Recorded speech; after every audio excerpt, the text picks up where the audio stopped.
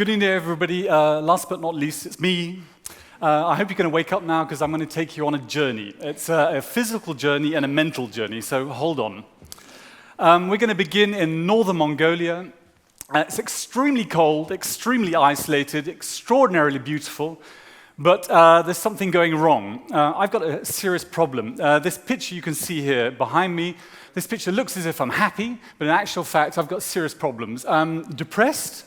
I'm disorientated, I'm freezing cold, I'm lost, but most importantly, I'm disappointed. I'm disappointed because I've failed in my objective, and my objective was to photograph these people, the Satan. The Satan are a group of about 100 native nomads living in this mountain range, and they traverse across the mountains back and forwards with their reindeer.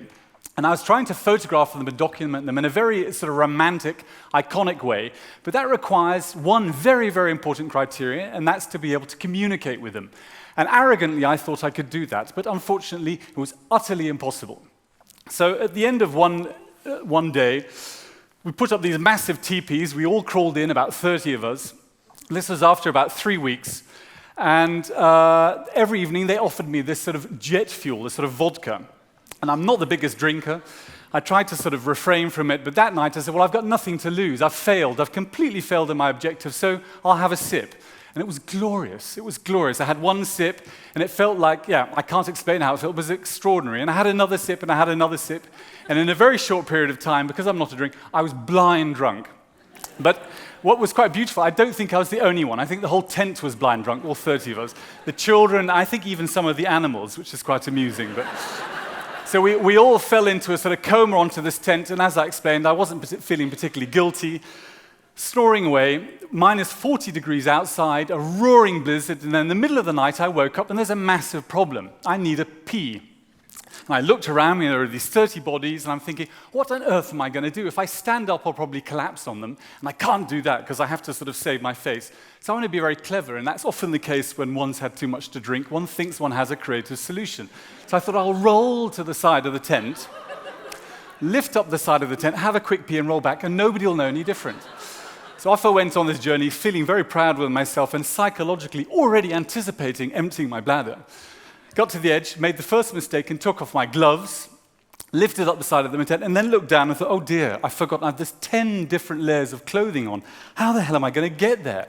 So I started zipping and fastening and velcroing and buckling, and my fingers started to free, and I started to panic. I need a pee, and I can't have my pee. And I went on, and the inevitable happened. I peed. But I didn't just pee on myself. I peed all over the tent. Here we go. I peed all over the tent. But it didn't matter. My bladder was empty.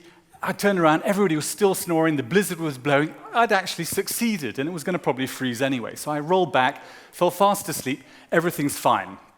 Until a couple of minutes later, all hell breaks loose. The tent starts to shake. I thought there was some kind of sort of earthquake going on, and it collapses. And 40 of these reindeer stampeded over the whole tent. This is the middle of the night. As I've explained, it's minus 40 degrees centigrade. We stand up, the tent blows up the hill, 40 Satan are screaming and yelling, and all of a sudden, all these reindeer start to sort of converge, and they start coming towards me. Now, if you look at them, they've got these antlers, and if you've got 40 reindeer bending, coming to, and then they started to lick me from head to toe. So I don't know whether any of you remember Monty Python, but this is that and plus. So I'm going backwards up a hill being licked by 40 reindeer, and I look in the distance, and there are these 40 Satan. All of a sudden, these Satan start looking at me, and they look, and they start pointing, and then they bend double, and they start laughing. They start metaphorically peeing their pants with laughter.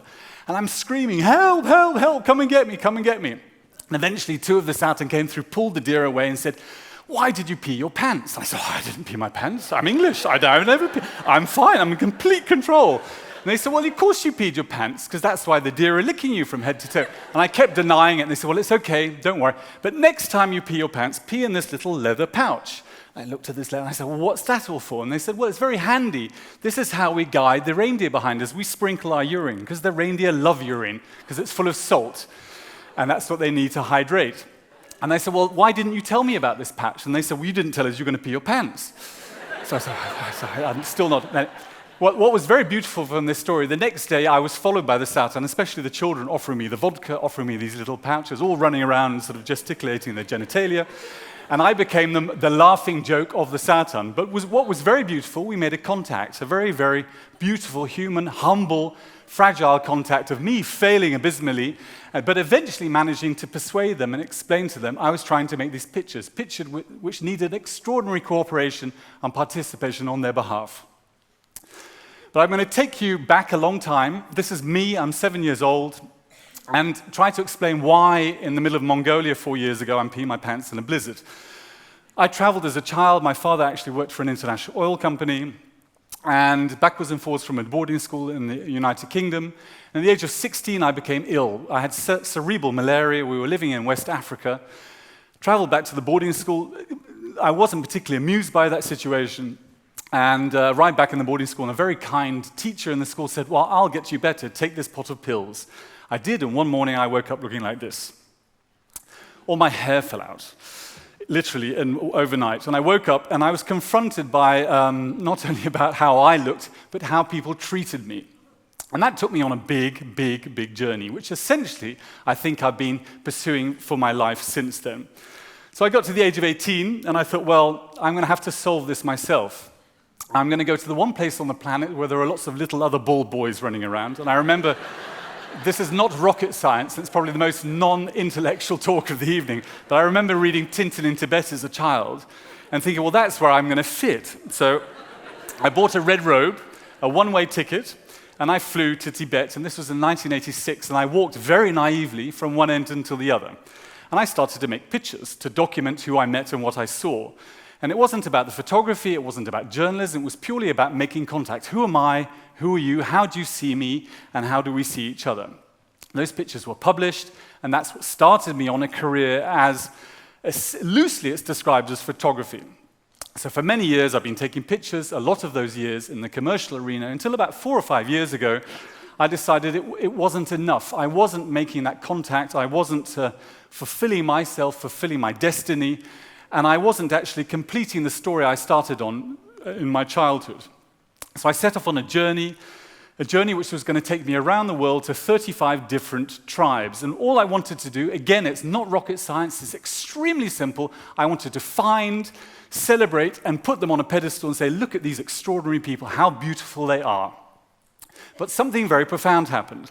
Something which I didn't necessarily anticipate. Perhaps it's an element of sort of reflection, perhaps an iota of intelligence, which I've slowly accumulated over the last 46 years. But I began to see that there was something far more to these very beautiful people. There was something far more to these very proud people, these proud cultures. There was an authenticity and a fantastic stories and empathy. And 3 of those experiences I'd like to share with you this evening. Now, they're very personal, so hold on. The first one was in northern Kenya. And this is with a group of people. I remember coming home, showing these images to my youngest daughter. I've got 3 kids. The youngest one's still vaguely enthusiastic about what I do. The eldest 2 are teenagers, so losing interest very quickly. And I said, sweetie, look at this picture. Look at this picture. And she looked at it, and she goes, why are those ladies carrying spears? And I said, well, sweetie, they're not ladies at all. They're guys. They're the most extraordinary guys I ever met. They're the Samburu. They're a group of warriors in northern Kenya. And they are so special that one night we were sitting around a campfire, and I was looking at their camels, and the heads of the camels were covered in scars. And I said, where do all those scars come from? And the Samburu went, oh, the lions. I said, well, what do you mean the lions? And they said, well, the lions come in, and then we go off and we go and get the lion. And then he carried on eating. And I said, the lions come in, you go off and get the lion. You're wearing these skirts and got this long hair, and you spend most of the day putting makeup on each other and walking around wiggling your hips, and you go and chase the lions. Now, I never witnessed it, but research has proven that the Samburu, in groups of 2, without a weapon, can go off into the dark, and they can kill a lion. And I thought this was a fantastic example of one of judgment, this whole idea of who am I and who are you. I look like something, but you may interpret me in being somebody else than I really am. The Samburu are a classic example of that. These long, tall, elegant, interpreted as females by my youngest daughter, warriors, but they can do something that I imagine if a lion came running into this room, all of us would run. We would do nothing about it. So please use this image as an example of one of judgment. Another story is in Chukotka. Chukotka is at the very end of the world. It's 13 hours non-stop flight from Moscow on the edge of Siberia. And in Chukotka live the Chukchis. The Chukchis are my idea of the world's last truly authentic Eskimo. We went there, I made contact with a guide, and off we went. And we spent a month in a tank, traveling across an area the size of France. And we eventually found 40 of the last Chukchis. And I remember asking the guide, how on earth are we going to get there? And he said, oh, we're going to follow the reindeer droppings. And I started panicking, and he didn't actually know I had a particular phobia for reindeer. But we followed the age and the distribution of these reindeer droppings. So we found 40 people over a period of a month in an area the size of France through no communication other than those reindeer droppings. But anyway, forgetting the reindeer, moving on. We arrived. I remember coming over the mountain, here's our tank, and there's the guide sitting on top of my cameraman who was filming me, and we saw this in the distance, these tents. Now, they may look just like simple tents to you, but to me, they were the Yarangas, the home of the Chuchi. And there were two of them. It was like arriving in Shangri-La or like in New York. It was glorious. I jumped out of this tank, and I ran up to the chief, and he said, hi, my name's Jimmy, and I've been in a tank that's cold, and it's been traveling for weeks and weeks, and I found, can I take your picture? And the Chukchi said, no, you're not going to do anything. And we had an amazing translator. So we made immediate communication. He said, you're going to put your cameras away and you're going to participate in our community. Because if you don't, you will die. And if you don't, we will probably end up dying looking after you. So for another 3 weeks, so imagine 1 month in a tank, not knowing where you're going, 3 weeks sitting in a tent with the Chukchi in minus 40 degrees centigrade, not taking one picture, but slowly participating and becoming part of their community. Until eventually we started having a conversation. And I said, why are you here? You must know you're living at the very end of the world in minus 40 degrees centigrade. And they said, yes, we chose to came here because 2 or 3 years ago, the Russian authorities gave us this. They gave us a big apartment block, and they said, you'll be 10 times better off there. So we all moved. We didn't know any different.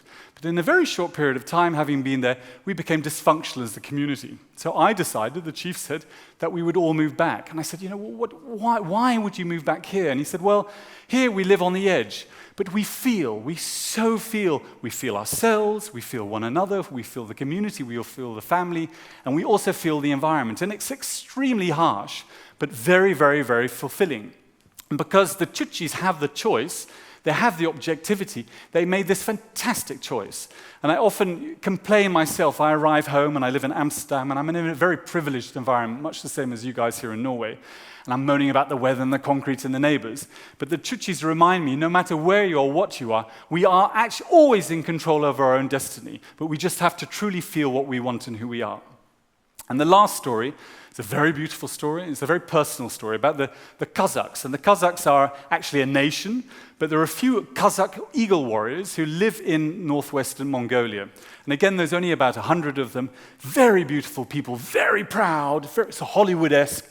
As a photographer, the antithesis of what I'm trying to photograph.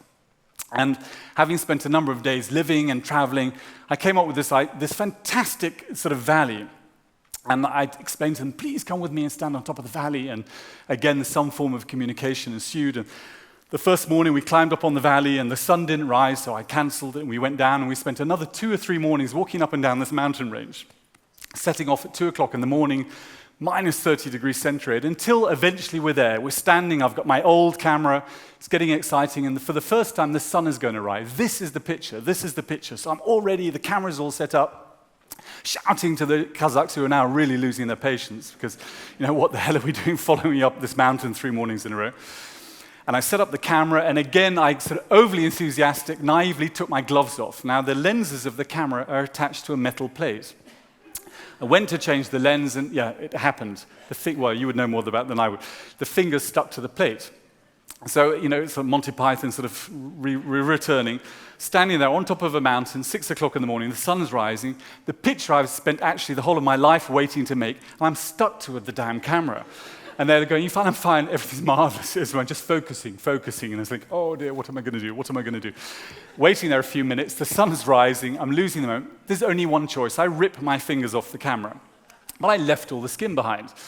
Eventually, they started to bleed, and then they started to freeze. I started to cry. I started to cry out of pain, out of frustration, out of despondency, out of disappointment in myself, and always going further and further than perhaps was necessary. And I sat on the floor, and I remember I was exhausted, and I was stamping and howling, and then the Cossack said, look behind you. And not this particular lady who's illustrated behind me, but two very large, beautiful Mongolian women sort of walked up, and I think for the third morning in a row, they were wondering what these men were doing walking up and down this mountain. They followed us up, and they gestured, and I walked up with my fingers, I can't take the picture. And this woman opened her jacket, grabbed my fingers, and put them on her chest. And the other woman came behind me, opened her jacket, and they enveloped me, and they squeezed me, and they bear hugged me, and my legs sort of filtered, and I burst out crying. Probably the first time I've been hugged properly in years. So I know there are no psychologists here, so let's not go too deeply there. And I'm like, anyway, some semblance of feeling came back, being very non-English. I didn't say thank you, turned around, put the one sheet of film I had in the camera, and I made the pitch you'd just seen. Wandering down the mountain, and I thought, wow, something extraordinary has just happened. This is an Islamic culture. This shouldn't have happened. This shouldn't have happened. These people are proud. They're proud in a way that never, ever, ever should a man, any man, let alone a bald, strange, foreign, eccentric, autistic Englishman standing on top of a mountain with a 50-year-old camera, ever dare touch their women. But because I was so passionate, because I was so raw, so emotional, so essentially naked, they decided to help me. They decided to help me realize my dream to celebrate who they are in their beauty. And they had felt that. They had felt that in the weeks standing up prior to being able to stand on that mountain. A very, very special experience. So with those three stories, the first one of judgment, again, let's not go into the psychology, the second one of choice, and the last one of being sort of fallible and vulnerable, it's a beautiful sort of way of bringing this sort of circle completely around, and how I want to show you these pictures and use them as a catalyst to make you think and to make me think further about what we're going to do about this. We have to keep this in some way. We can't be naive and expect these people to stand naked, painted on top of a mountain, but we have to find some way of opening a communication with them and with us, how beautifully authentic they are. And an affluence, they have an extraordinary affluence that's very different than our material affluence. And we have to be aware of it. What are we going to do about it? So in the near future, I'm going to be returning to all these people. I'll be returning with the pictures I've made, the books I've made, and starting through a television program, a discussion. Who are you and who am I? Was I right to document you in this way? Do you see yourselves in the way I documented you? And then hopefully bring that onto a sort of a forum of discussion where we can regenerate a form of balance, a balance of authenticity. Thank you very much.